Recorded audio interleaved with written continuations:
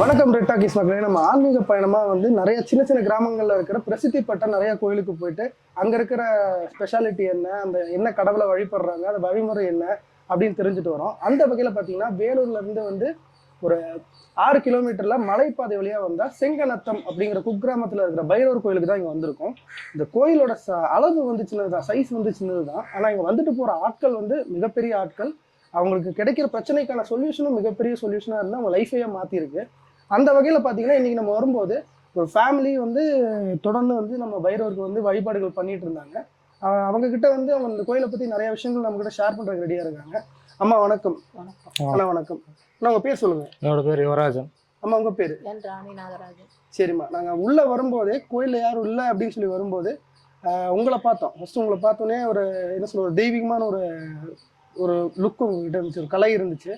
அதான் எப்பவுமே வந்து சிவனடியார்கள் அப்படிங்கும்போது அந்த ஜடாமுடி அந்த விஷயங்கள் எல்லாமே இருக்கும். உங்கள் ஜடாமுடி அதோட சின்ன ஒரு கதை எங்களுக்கு சொல்ல முடியுமா? இது வந்து எனக்கு மூணாவது முறை அந்த ஜடாமுடி. என்னம்மா காரணம் தெரியல. ஆனால் வந்து தாய் கருவுல இருந்தே உருவானவங்க, அவங்க விட்டு போக மாட்டேங்கிறாங்க. அதனால நான் 2 முறை மொட்டை அடித்தோம். எனக்கு பிரச்சனை தான் வந்தது. இது 3வது முறை நான் மொட்டை அடிக்கிற மாதிரி இல்லை.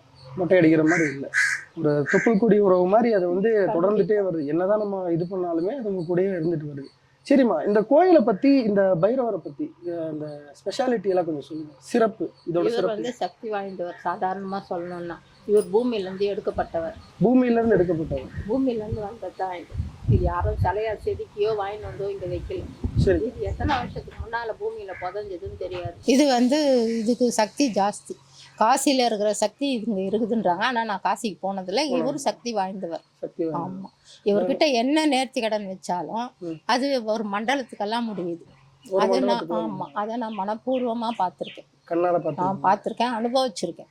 சரிம்மா, அந்த ஒரு மண்டலம் அப்படிங்கிற ஒரு பிரார்த்தனை வைக்கிறோம்லம்மா, அதுக்கு ஏதாவது விரதங்கள் ஏதாவது எடுக்கணுமா? இல்ல, அதெல்லாம் ஒண்ணுமே இல்லை. அவருக்கு வந்து நெய் தீபம், பூசணிக்காய் தீபம், தேங்காய் தீபம் அவங்கவுங்க நேர்த்தி பொறுத்து இது மாதிரி செய்யறேன்னு போடுறவங்க தான். நல்லெண்ணெய் தீபம் போடுறாங்க. சரிம்மா, எத்தனை வருஷமா இந்த பைரவரை பார்க்க நீங்க வந்துட்டு இருக்கீங்க? நாம வந்து 15 வருஷமா வந்துட்டு இருக்கேன். சார், உங்ககிட்ட சில கேள்வி கேட்கணும். பைரவரால வந்து உங்களுக்கு ஏதாவது திருப்புமுனை நடந்திருக்கா? நீங்க வச்ச நடந்திருக்கு. வாகனம்லாம் வந்து ஓட்டுவோம், நிறைய ஆக்சிடென்ட் நடக்கும். நான் எங்க போனாலும் பைரவர் வேண்டி தான் போவேன். ஆக்சிடென்ட் எதுவும் நடக்காது. அதே மாதிரி புதுசா வண்டி வாங்கணும் அப்படின்னாலும் நான் அந்த மாதிரி வண்டி வாங்கணும்னு சொல்லிட்டு வேண்டிட்டு போவோம். கரெக்டா வண்டி வாங்கிடுவேன். வாரம் தவறாம வந்துருவீங்களா? இல்ல வாரம் தவறாம இல்ல, நான் வந்து ஃபயர் சர்வீஸ் ஒர்க் பண்றேன். ஓகே, எனக்கு எப்போ ரெஸ்ட் கிடைக்குதோ அப்பதான் வந்து கோயிலுக்கு வந்து. ஆனா கண்டிப்பா வந்து பார்த்துட்டு போயிடுவீங்க. உங்க வேண்டுதல் ஏதாவது நிறைவேறி இருக்குங்களா? அந்த மாதிரி நீங்க ஒரு மண்டலத்துல வந்து நீங்க வச்ச வேண்டுதல் தான் நிறைவேறி இருக்குங்களா? இவனுக்கு கல்யாணமே வந்து பைரவரால தான் நடக்குது. ஒரு கல்யாணமே வந்து பைரவரால தான் முடிஞ்சது. நிறைய பேர் வந்து தடுத்து நிறுத்திட்டாங்க, சொந்தக்காரங்க, வெளியாளுங்கெல்லாம். இவனுக்கு நல்லது நடக்கூடாது, ஏன் வேலையே கிடைக்கூடாதுன்னு கூட பண்ணாங்க.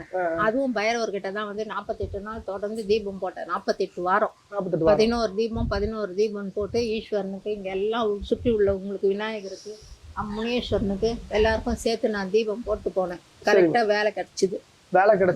அதே மாதிரி கல்யாணமும் தட்டு போச்சு. வேலை கிடைச்சு எனக்கு 8 வருஷம் ஆச்சு இல்லைங்களா?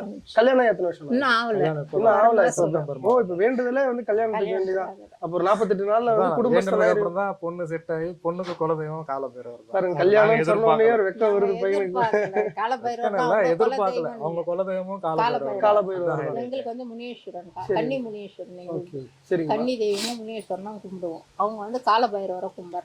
பைரவர் உங்களுக்காக வந்து ஏதாவது எப்படி சொல்ற, அசரீரி வாக்கு மாதிரி ஏதாவது பேசுவாங்க? உங்ககிட்ட பேசுவாரு இல்லைங்களா? என்ன சொல்லுவாரு?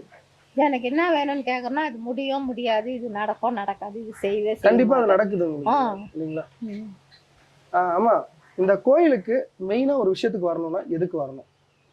கல்யாணம் இல்லைன்னா வரலாம், குழந்தை இல்லைன்னா வரலாம், வீட்டுல பிரச்சனைகள் நிறைய இருந்தா வரலாம். இப்பதான் பில்லி சூனியன் தலைவரிச்சு ஆடுறதே ஆமா, இப்ப நிறைய அதுதான் நடக்குது. எங்க போனாலும் மாந்திரிகம் தான் பெருசா இருக்குது. தெய்வத்தெல்லாம் மறைச்சிட்டாங்கல்ல. தெய்வம் வந்து மறுக்கவும் மறுக்காது, மறைக்கவும் முடியாது. தெய்வம் இருக்குது. அவன் செய்யற மாந்திரிகத்துக்கும் தெய்வம் தான் உடந்தையா இருக்குது. அவன் தெய்வம் இல்லாம செய்ய முடியாது. அதுக்கு ஒரு தெய்வம் தான் வந்து சொல்ல போகுது. அவனுக்கும் காளி, சுடுகாட்டுல இருக்கிற காளி தான் அவனுக்கும். அந்த காளியே இவருக்கு அடிமை தான். காளி வந்து பைரவருக்கு அடிமை. சரிம்மா, நம்ம பில்லி சூனியம் ஏவல்லாம் சொன்னீங்க இல்லையா? இந்த மாந்திரீகம் அப்படிங்கிற விஷயம் வந்து எப்படி இருக்கும்? அது வந்து எங்களோட ஜென்ரேஷனுக்கு அவ்வளோ தெரியாது. ஆனால் நீங்கள் பல வருஷமா வந்து இந்த சமுதாயத்தை பார்த்துட்டு இருக்கீங்க. இப்போ தலை விரிச்சு ஆடுதுன்னு சொல்றீங்க. மாந்திரீகம் அப்படின்னா என்ன? அதை நீங்க பார்த்துருக்கீங்களா? இதுக்கு என்ன பதில் சொல்றது நான்? உங்களுக்கு நடந்திருக்கா? எனக்கு நிறைய நடந்திருக்கு. அதுல எதனா ஒரு விஷயம் சொல்லுங்களேன்.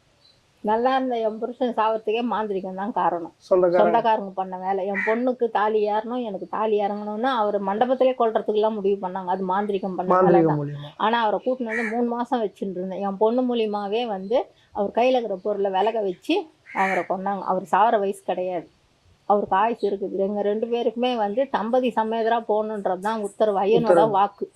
ஆனால் மாந்திரிகத்தில் தான் அவரை கொண்டாங்க. ஆமாம், அதை நான் எந்த கோயிலில் வேணாலும் சொல்லுவேன், நேராகவே கேட்பேன். ஆனால் அவங்களுக்கு சொல்கிறதுக்கு தைரியம் கிடையாது. இந்த வீடியோவை அவங்க பார்த்தாங்கன்னா கண்டிப்பாக அவங்களுக்கு ஹார்ட் அட்டாக் வந்தே தீரும். ஏன்னா காலபைரவர் இருக்கிறார், என்கிட்ட எல்லா தெய்வமும் பேசும். உங்ககிட்ட பேசும். நான் எந்த தெய்வத்தை கூப்பிடுறேனோ அந்த தெய்வம் பேசும். எனக்கு அடிக்கடி என் குல தெய்வம் தான் பதில் சொல்லும். அதாவது வந்து முனீஸ்வரர். முனீஸ்வரர் தான் என் குல தெய்வம். நான் எதை கேட்டாலும் வந்து இது இன்னைக்கு நடக்கும், நடக்காது, முடியும், முடியாது, இதை நீ இது செய், இங்கே போ அப்படின்னு. அதே மாதிரி நான் படுத்திருந்தாலும் என்னை எங்கன்னா வெளியில் போனோம் அப்படின்னா, எந்த கோயிலில் பிரச்சனைனாலும் அந்த தெய்வம் என்னை மாறு வேஷத்தில் வந்து எனக்கு அட்ரஸ் கொடுத்து இந்த இடத்துக்கு வா அப்படின்னு கூப்பிடும்.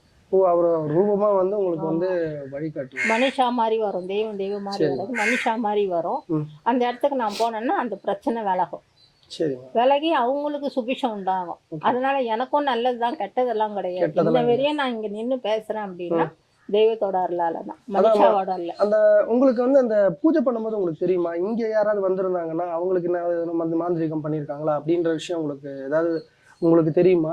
மாந்திரிகம் பண்ணிக்கிறாங்கன்னா இல்ல, ஆனா உங்க வந்துங்கள ஒருத்தர் யாரோ ரொம்ப பயப்படுறீங்க, நெஞ்சு அப்படியே படப்படன்னு அது பேசுறதுனாலயா இல்ல எதுன்னு தெரியல. ஆனா உங்கள யாருன்னு எனக்கு தெரியாது. சரிம்மா. நீங்க உங்கள நான் தொட்டா மட்டும்தான் உங்க உணர்வுகள் எனக்கு தெரியும். சரிம்மா. நீங்க எப்படி இருக்கிறீங்கன்னு தொடலன்னு சொன்னா அந்த பயம் அதிர்வு எனக்கு இருக்குது.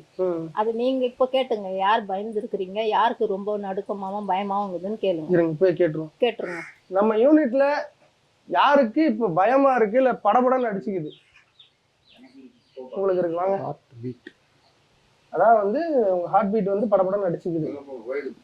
கடவுளை பத்தி சொல்லும் போது எனக்கு இருக்கிற கடன் பிரச்சனையும் எனக்கு வீட்டுல இருக்கிற பிரச்சனையும் இது பண்ணி கடவுளை எனக்கு இதெல்லாம் இருக்கு, எனக்கும் ஒரு நல்லது செய்வாரா அப்படின்னா மாதிரி ஒரு பதட்டம் எனக்கு இருக்கு. ஒரு பதட்டம் உங்களுக்கு இருந்திருக்கு? ஆமா. அது எப்படிமா உணர்ந்தீங்க நீங்க? எனக்கு நான் நிற்கிற இடத்துல என்ன கெட்ட வைப்ரேஷன் எது இருந்தாலும் எனக்கு தெரியும், நல்லது எது இருந்தாலும் எனக்கு தெரியும். அதான் என் சொல்லுக்கு தெய்வம் கட்டுப்படும். ஆனால் தெய்வத்தை என்னால் கட்ட முடியாது. ஒரு சிலர் கட்டிடுவாங்க, நான் கட்ட மாட்டேன். என்னோட வா, எனக்கு நல்லது செய், மற்றவாளுக்கு நல்லது செய்யுன்னு சொல்கிறது மட்டும்தான். அதாவது தெய்வம் சொல்கிற வாக்கு நான் வாயில சொல்லுவேன், மனுஷியாக நான் சொல்லுவேன், நான் தெய்வம்னு சொல்ல மாட்டேன். நீங்கள் சொல்லிடுங்கம்மா, பயப்பட வேண்டாம், பைரவரை பார்த்தாச்சு சொல்லுங்க, பதட்டத்தை கொஞ்சம் குறைங்க. இப்படி பேர் சொல்லுவா? ராஜேந்திரன். வயசு 37.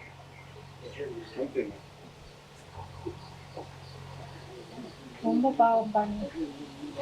இவ்வளோலாம் பயப்படக்கூடாதுப்பா. இந்த உடல்நிலைக்கு சரி இருக்குது. பயம் இருக்கலாம், இவ்வளோ பயம் இருக்கலாம்.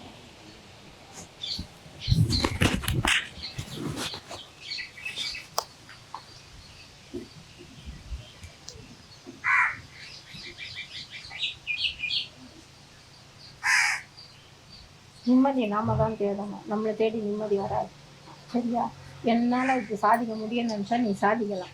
முடியலன்ற தருணத்தில் தான் உன்னை பயம் உன்னை வந்து நாடுறது. ஆனால் ரொம்ப பயப்படுற, ஏன் உனக்கு இவ்வளோ தலை சுற்றுது, தலை பிச்சுக்கிற மாதிரி இது பிரச்சனைங்க. அந்த மாதிரி கடன் பிரச்சனை கொஞ்சம் யோசனை பண்ணணும்ல. கடன் வாங்கிடலாம், கொடுக்குறாங்கன்னு அதை நம்ம திருப்பி கொடுக்க முடியுமான்னு யோசனை பண்ணணும்னா அந்த கடன் நல்லதுக்கா கெட்டதுக்கான்னு யோசனை பண்ணணும். யோசனை பண்ணாமல் செஞ்சுட்டு இப்படி பயந்தா எப்படி? கூடுமான வரையும் உன் பயம்தான் உனக்கு எதிரி. உன்னால் எல்லாமே சாதிக்க முடியும், செய்ய முடியும். அதை மட்டும் மனசில் வச்சுக்கோ. நீ உனக்கு ஏதாவது ஒரு தெய்வம் மட்டும்தான் மனசில் இருக்கணும், இஷ்ட தெய்வமாக. இப்போ நீ காலபைரவரை பார்த்ததுனால பயப்படல, என்னை பார்த்ததுனால தான் நீ பயந்த. சரியா? இந்த பயம் உனக்கு வேணாம். நான் உங்களை மாதிரி நானும் மன்னிச்சு, நீங்கள்லாம் ஆம்பளை, நான் பொம்பளை, அவ்வளோதான்.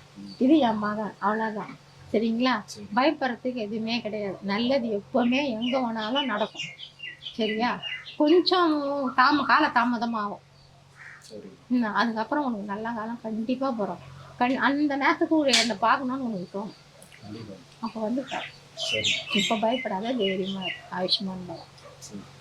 இப்போ ராஜேந்திரன் நீங்க சொன்னீங்க கடன் பிரச்சனை, படபடப்பா இருக்காரு, ரொம்ப கஷ்டப்படுறப்பா, உடல் பல ரீதியா பாரமாகுது, ஒரு பிரச்சனை பிச்சுக்கிற மாதிரி இருக்குது. அவருக்கு நான் ஒரு பரிகாரம் ஏதாவது சொல்ல முடியுமா? அதனால வந்து ரொம்ப கான்ஃபிடன்ஸ் இழந்திருக்காருன்றீங்க, அவரோட இதே இழந்திருக்காரு.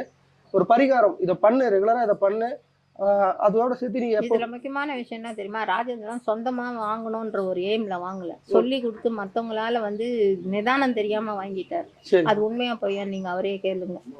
வேற மற்றவங்களுக்காக தான் வாங்குனீங்களா?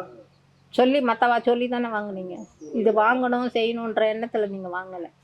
அப்படி இருக்கும்போது நான் முதல்ல சொல்லிட்டேன், ஆமா ஆமா, நீங்க யோசனை பண்ணி செஞ்சிருக்கணும்ப்பா. யோசனை பண்ணாது வந்து உங்க தப்பு. நான் பேசுறதுல வந்து ஒரு சிலது நீங்க புரிஞ்சுக்கணும். இல்லம்மா புரிஞ்சிக்கல புரியலன்னு சொன்னா நான் திருப்பி கேட்பேன், சொல்லுவேன். அம்மா இல்லம்மா, நீங்க சொன்னது எங்களுக்கு புரிஞ்சனாலதான் உங்ககிட்ட நான் இவ்வளவு டீட்டெயில் கேட்கிறேன். ஏன்னா எங்களுக்கு இந்த பைரவர் கோயிலுக்குள்ள வரும்போது இருக்கிற ஒரு வைப் இருக்கு இல்லைங்க, அதாவது என்ன சொல்லுவாங்க, நல்ல ஒரு நல்ல ஒரு feel இருக்கும். ஒரு கோயில் பயம் தைரியம் எவ்வளவு கஷ்டமா இருந்தாலும் வெளியே போயிடும், மறந்துடுங்க. உண்மைதான். அவரை மட்டும் தான் நினைக்கிறீங்க, அவரை நினைச்சுதான் பேச முடியுங்களா? அது உங்களையும் பார்த்த உடனே நீங்க பூஜைக்கு உட்காரும் போது உங்களை நாங்க கூட்டு வந்தோமா, கொஞ்சம் எங்களுக்காக பேசுங்க அப்படிங்கும்போது எங்களுக்கு இருக்கிற அந்த பாசிட்டிவிட்டி இன்னும் அதிகமாகுது. நான் இவ்வளோ நேரம் உங்களோட டைம் ஸ்பெண்ட், நீங்கள் ஒரு பெரிய ஒரு விஷயத்துக்கு வந்து ஒரு இது பூஜை பண்ண வந்திருக்கீங்க, உங்கள் டைம் எங்களுக்கு ஸ்பெண்ட் பண்ணுறதுக்கு ரொம்ப நன்றிமா. நீங்கள் வந்து உங்கள் பூஜையை கண்டினியூ பண்ணுங்கள். நாங்கள்